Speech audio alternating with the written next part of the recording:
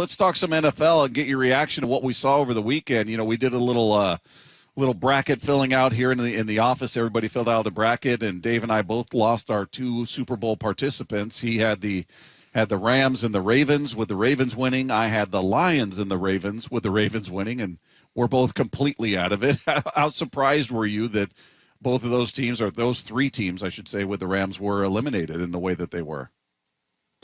Yeah, I mean, I was surprised. It's interesting too, because I found myself, and I played in Washington for 6 years, but I found myself like heartbroken for Dan Campbell and the Lions.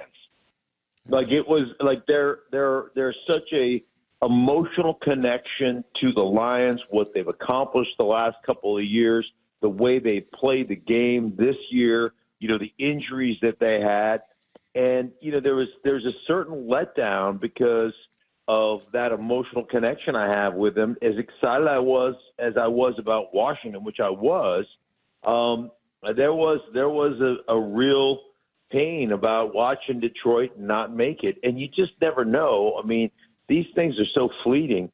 And when I was fortunate enough to be on the Washington team that won the last championship that Washington has won, we were so damn good at the time that I thought I was in my third year thinking, oh, shoot, we're going to win, 2 or 3 more. Like, we were that good a football team.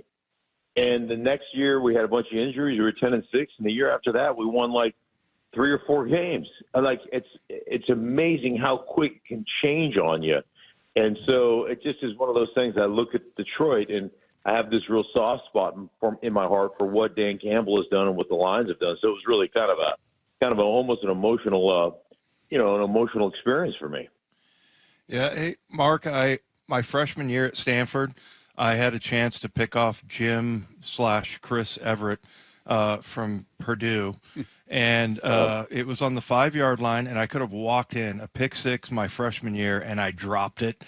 And I don't think every time I think about football, I think about that. And that, for that reason, I guess I felt so bad for Mark Andrews that, like, and look, I mean, the reality is they're still going to have to beat Buffalo in overtime, and they're probably, Buffalo probably wins that game either way. But for him, I mean, it's just got to be tortured. Did you ever have anything like that, or a block that you missed, or anything? And what did you think about for Mark Andrews? I'm like, just what is that guy thinking? What's going through his head? Yeah, Dave, I've never missed a block. So, yeah, I haven't had boy. No, I mean, that's all you remember. You don't remember the good stuff. You remember the crap, I mean, I remember having a holding call against the Houston Oilers at the time. Ray Childress got a holding call that got a touchdown called back. Had a holding call against, 2 holding calls, different games. Had a holding call in 1995 as a member of the Broncos against the Houston Oilers in Houston that time, and got a 78-yard touchdown called back from Mike Pritchard. So, like, that was you? I was there. Yeah, that was me. Yeah, that was me. It's interesting. Those are the things that resonate with you as a player. Yeah. Those are the things you remember. The good stuff is like whatever. I remember the mistakes. And it's tough. Mark Andrews is a great football player. And he had, 2 plays. It was a tough day for Mark Andrews, but there were plenty, there's always plenty of stuff that goes on during the course of a game where you look back on it and you say, hey man, if we'd have made this play, or if we'd have made that play, or, that's just the way the game goes. And so, it's just interesting how that works, but it's why some people can play and some people can't. It's, your ability to go, hey man, that screwed that one up and it hurts, but I'm going to go back out here and I'm going to keep fighting.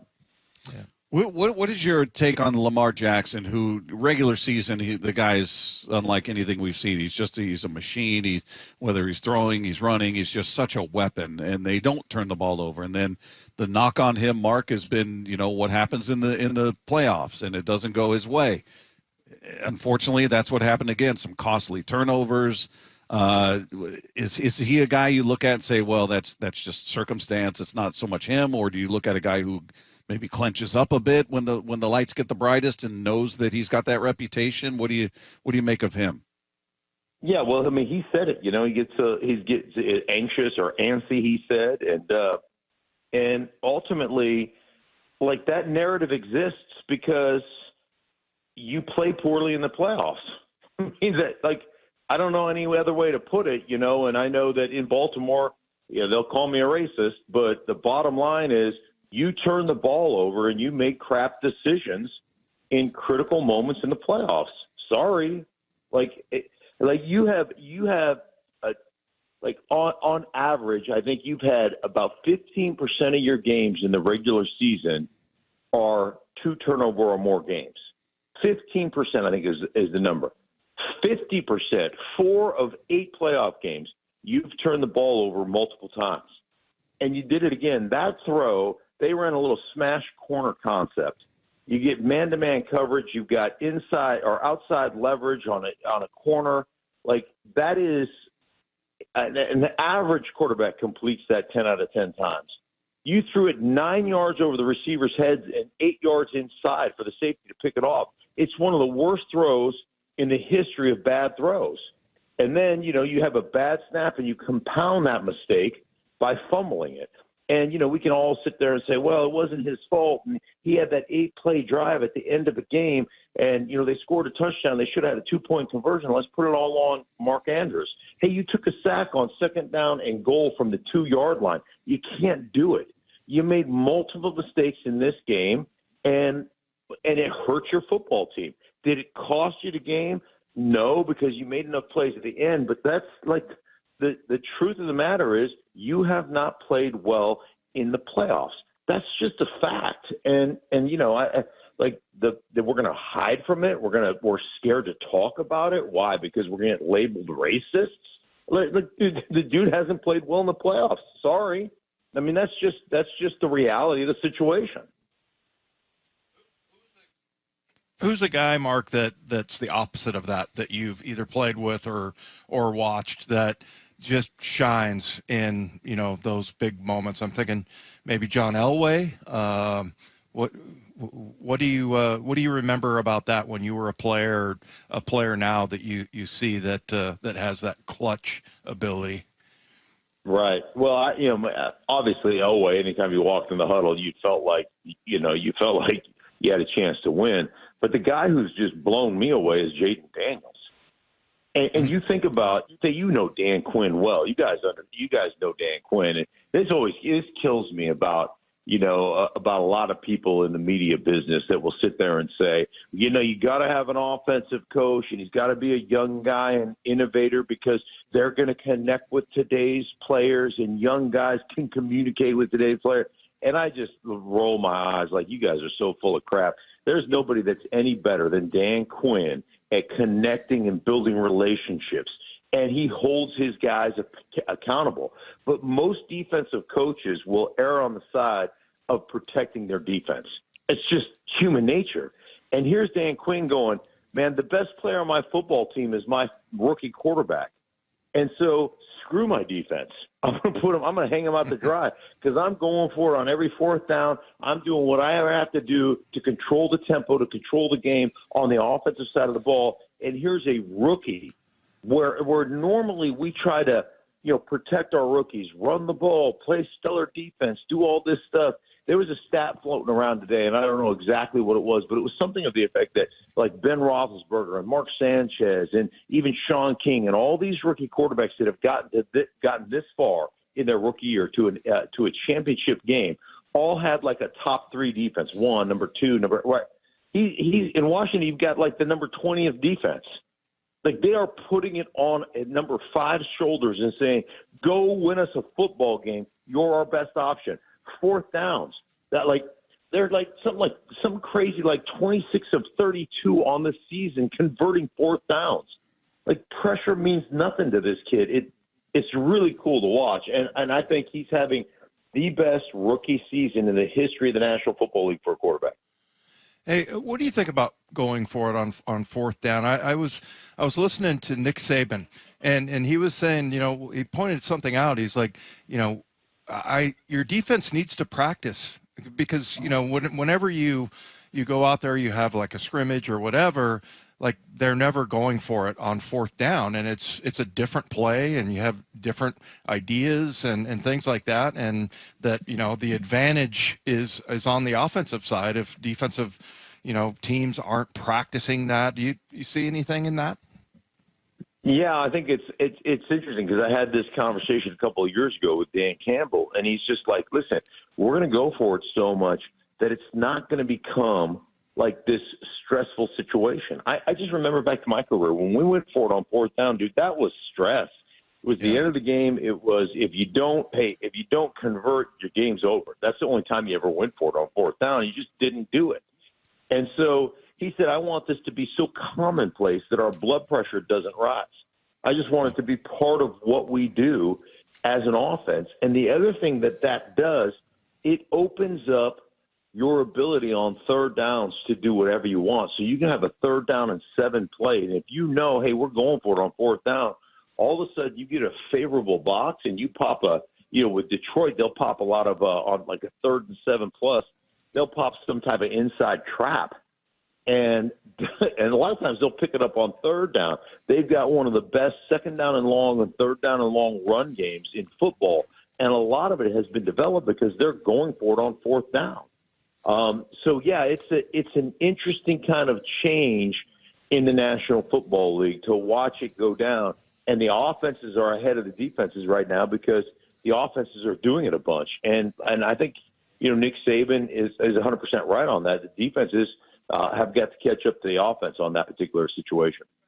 So, Mark, who do you like now? We're down to the final 4. Who's standing out to you? The Chiefs, they look like they can be had, yet they find ways. Patrick Mahomes, I showed your tweet, by the way, to Dave, where you were that was hilarious. with the picture with the giant helmet. On a separate note, we talked about this as well, Mark. What you were just sort of railing about was the officiating in that game and the way they were calling penalties. And I'm one that will usually make fun of the people, the conspiracy theorists. It's rigged. They're trying to get the Chiefs there.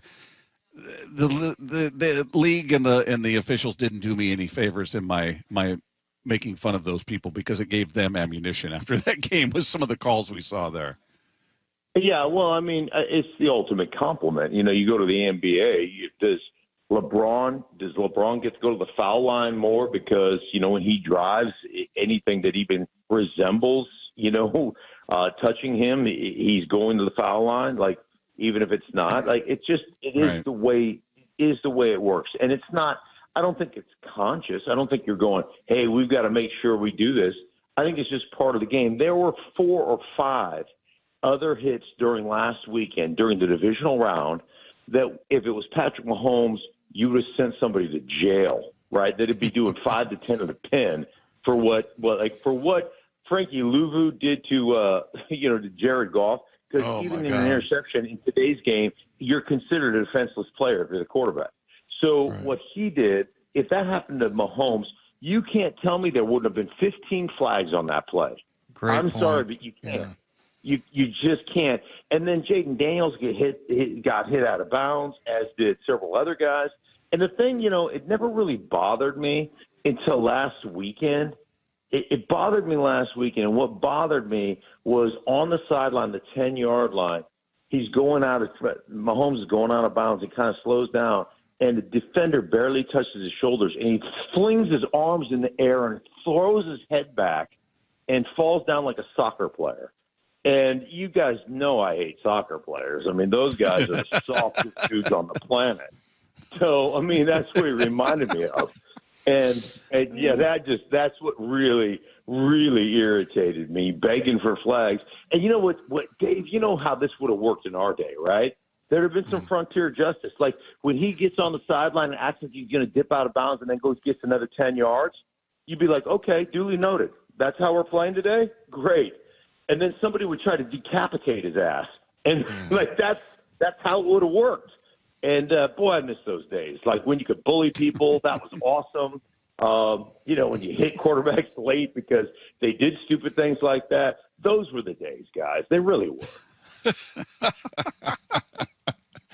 Yeah, that part of it is ridiculous. And like, we always ask the question, like, what would the one thing, like when Damar Hamlin, when that happened, would that be the thing that would make the NFL not so wildly popular? I mean, we have like a national holiday when there's the draft, for God's sakes. I mean, it's just everything. But, what would take it down? And I think, like Bob was saying, the conspiracy theorists, I'm always like, yeah, but in football, it's hard to do, right?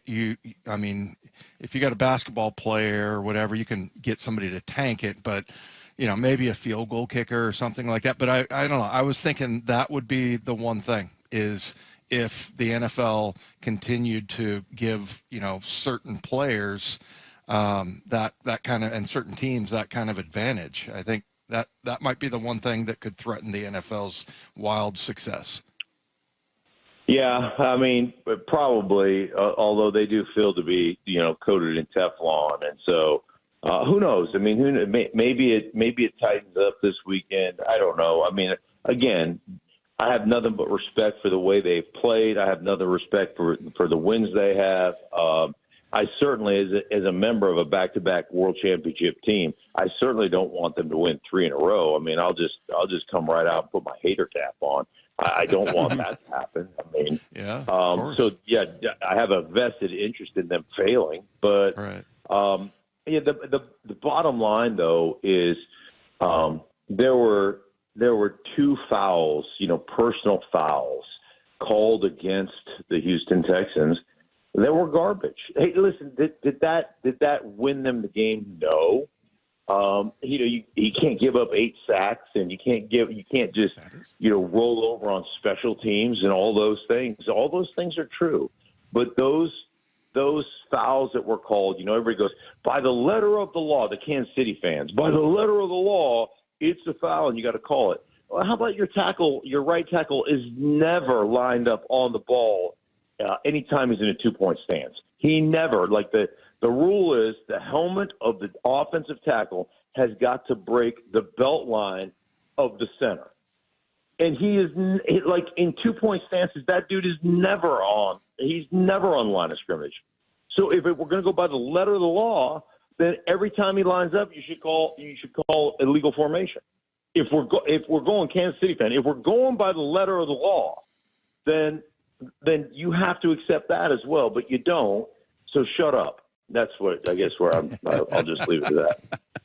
Hey, Mark, quickly before we let you go, the Seahawks are still on the search for their new offensive coordinator. The word is they will speak with Hank Fraley in person for a second interview, I believe, today. They've spoken with Kubiak and Udinski. Those seem to be the final 3.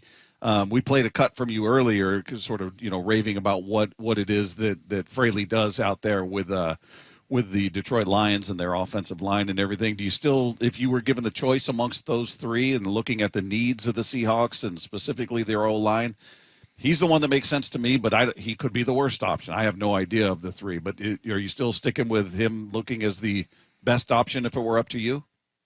Well, I mean, I love him, and I think that's great. Yeah, and I think he's a great option. Kubiak has called an offense before. Frank hasn't been calling plays. So, the thing about that, and I don't, I mean, obviously you don't ever get the opportunity to do it until you get the opportunity to do it. And I don't know where maybe he's been able to call plays in a preseason game, or maybe, he's taken over for Ben Johnson a time or two. I have never heard that. There is something to, one of the things like Dan Campbell told me about Ben Johnson is the guy has this ability. He just doesn't call the plays. He calls the offense, and he has this ability to remember and to sequence plays and to say, hey man, I'm calling this play specifically to call this play a quarter later. And when I get the look, I'm going to call the play and we're going to eat you alive. And so there's a talent to that. A lot of guys can call plays, and you see coordinators sometimes, when you see vast inconsistencies, sometimes everything you design works perfectly, right? It's perfect, and they don't make an adjustment, and you run roughshod over them. And then other times, the stuff that you designed or that you thought you were going to get, you're not getting, and it doesn't work. And so I want a guy that can call the offense, that can adjust the offense and make sure as a play caller that he's able to do that. And again, I don't know. And I know Kubiak has called plays, and you know, for several different teams. For Minnesota, he did. For New Orleans, he did. But you know, Hank has been in Detroit, and they've been damn good the last several years. Mark Schlereth with us each and every week throughout the football season. Always a great conversation. Mark, we appreciate you, my friend. Have a great rest of the week, and we'll do it again next week. Sounds good, guys. Take care.